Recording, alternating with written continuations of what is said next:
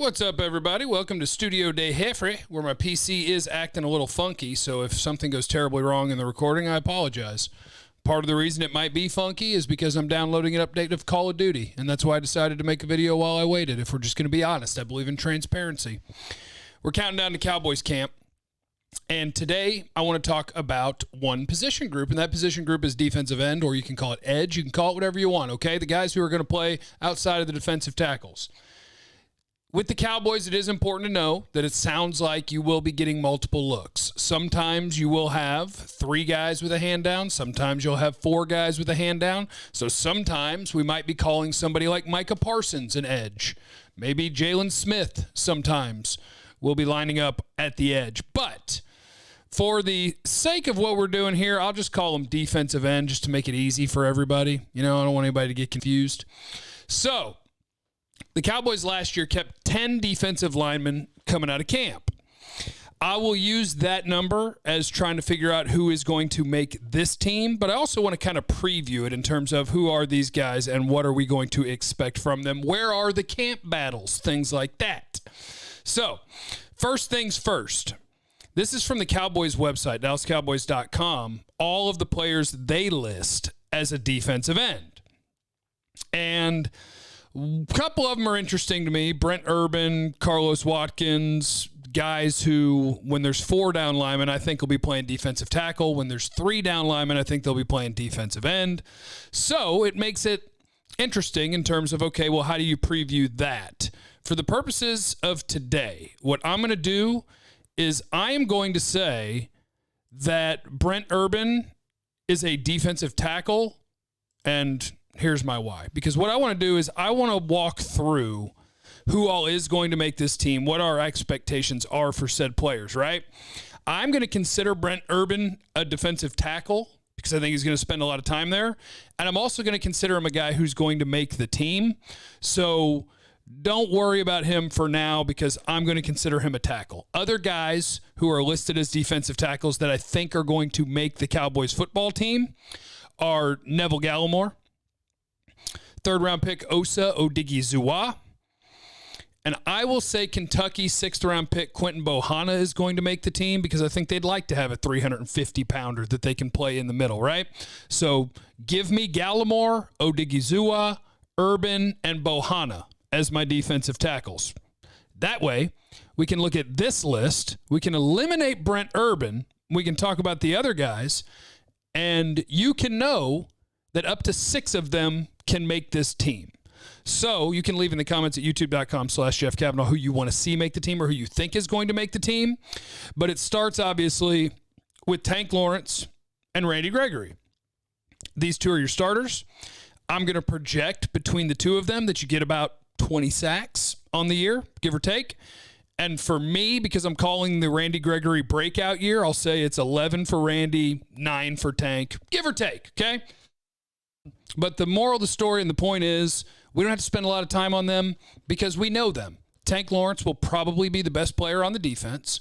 He'll be an outstanding run player. He'll be a good pass rusher. And some people will get super mad at him for not having 12 sacks. And that's fine. I'm not going to worry about that. Just know that your defense is a whole lot better when he's on the field than when he's not. Tank's a really good player. Randy, this will be Randy Gregory's first real offseason since I don't even know when. With the stupid NFL rules and the weed tests and the working his way through mental health, like the NFL has screwed Randy Gregory forever, but we're not going to worry about that. What we are going to worry about is a guy who seems to be in the best place he's been mentally since he's been in the NFL, and a guy who's had an entire offseason to prepare, and a guy that no longer has Aldon Smith on the team. So there's nobody blocking Randy Gregory from getting snaps. Your starting left defensive end is going to be Tank Lawrence. Your starting right defensive end is going to be Randy Gregory. That's the way it is. Oh, looks like it skipped there.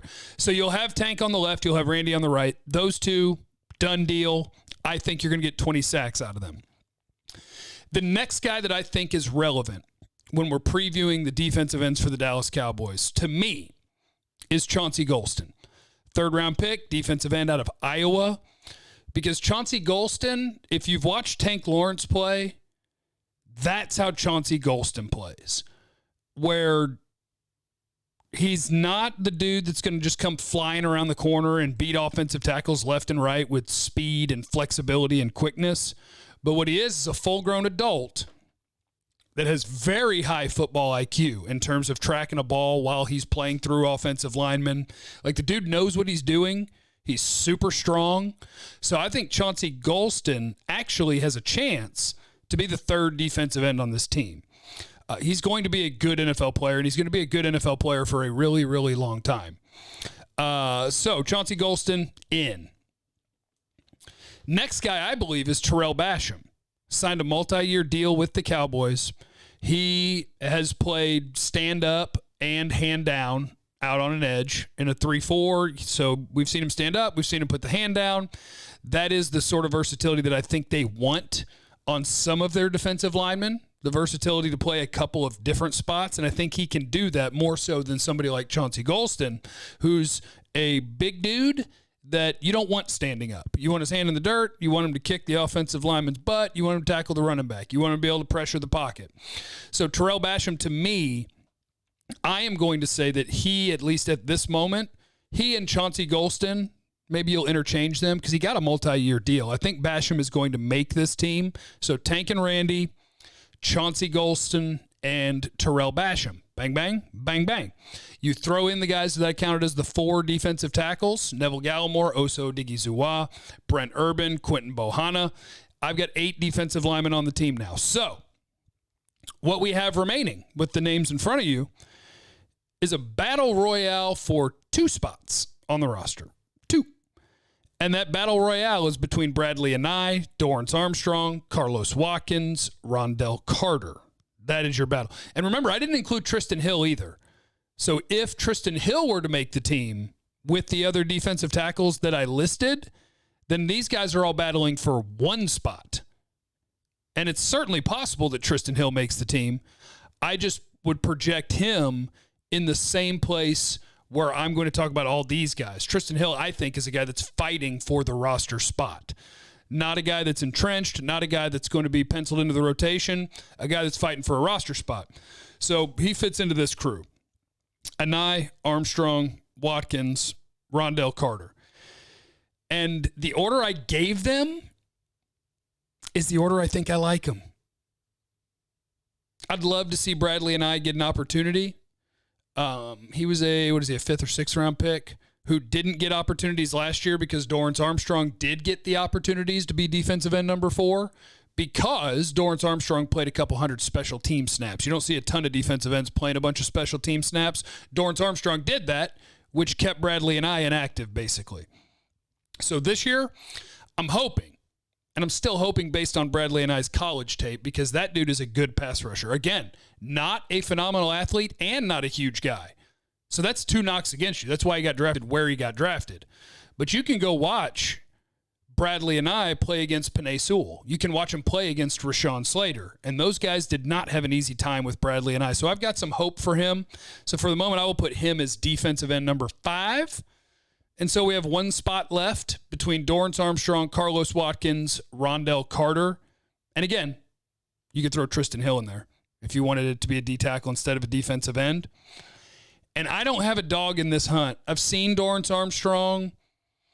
He's a rotational NFL guy. I'm not super excited about having him play snaps. Carlos Watkins is another guy that maybe he has more appeal to the Cowboys because he could play defensive tackle. When you've got 4 down linemen, he could play defensive end and be a stout run defender when you're playing with 3 defensive linemen. So, yeah, I'm going to flip it. I'll go Carlos Watkins over Dorrance Armstrong and Rondell Carter. Rondell Carter is a guy that got as an undrafted free agent, but they paid pretty good money in undrafted free agency to make sure that he would come to the Cowboys. So I'm not saying he doesn't have a shot. It's just interesting now. You got a new D coordinator, which means the old guys who were in charge of bringing guys in aren't here anymore on defense, which means anybody who's been here but is not a starter or a heavy rotation player, they don't have anybody in their corner. Carlos Watkins might have Dan Quinn in his corner. Terrell Basham might have Dan Quinn in his corner. Your draft picks are going to have Dan Quinn in their corner. So for me, defensive end coming out of camp, Tank and Randy Gregory are the starters. Chauncey Golston and Terrell Basham, I will say, are going to be the primary backups. And then give me Bradley and I. I'll take Bradley and I on the team. And give me Carlos Watkins with Dorrance Armstrong and Rondell Carter coming up just short. So there you go. That's a brief preview of the defensive end spot going into Cowboys camp. Hopefully this audio isn't too awful because my computer's trying to do a lot right now. I apologize if it is. But leave in the comments where I screwed it up, youtube.com/Jeff Cavanaugh. Remember, you have no idea what anybody's going through, so be cool to everybody. We'll do another position tomorrow. I love you. Bye.